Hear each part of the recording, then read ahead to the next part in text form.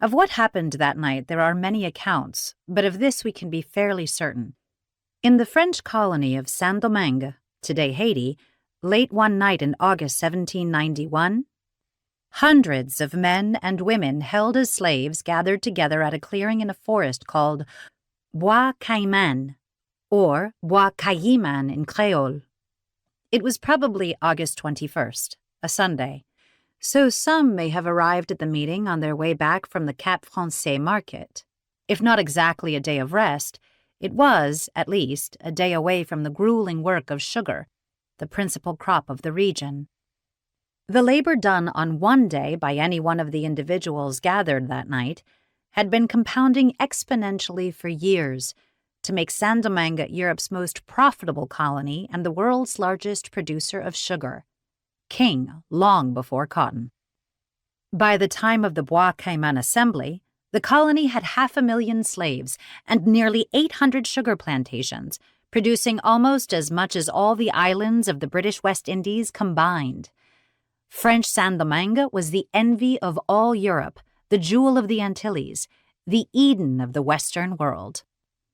It was in part the very foundation of that wealth, the brutality of the work and the violence of the coercion imposed on captive Africans and their descendants, that drew so many to the meeting at Bois Caiman that night. They were there to prepare for a radically different future. A leader named Dutty Boukman, himself enslaved, addressed the assembly. In some accounts, his words were inspired. He spoke of God and vengeance, closing with a call to listen to liberty that speaks to all our hearts. At the center of the gathering, a woman lifted a knife and killed a black pig in ritual sacrifice. Then the congregants swore an oath to obey their leader Boukman, who was organizing them in rebellion against their masters, and to maintain utmost secrecy so as to ensure the success of their bold endeavor. For additional protection, some took hair from the pig to put in amulets. We cannot know with what mixture of buoyancy or trepidation the men and women gathered at Bois Caiman walked back to their plantation that night to sleep briefly before daybreak. But the next evening they did more or less as planned. On Monday night, August 22nd, they rose up. The strike was substantial from the start.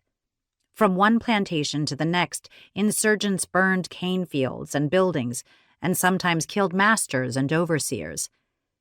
By the end of the year, the rebel slaves numbered in the tens of thousands. The property destroyed amounted to over 1,000 sugar and coffee farms, and about 400 white colonists had lost their lives.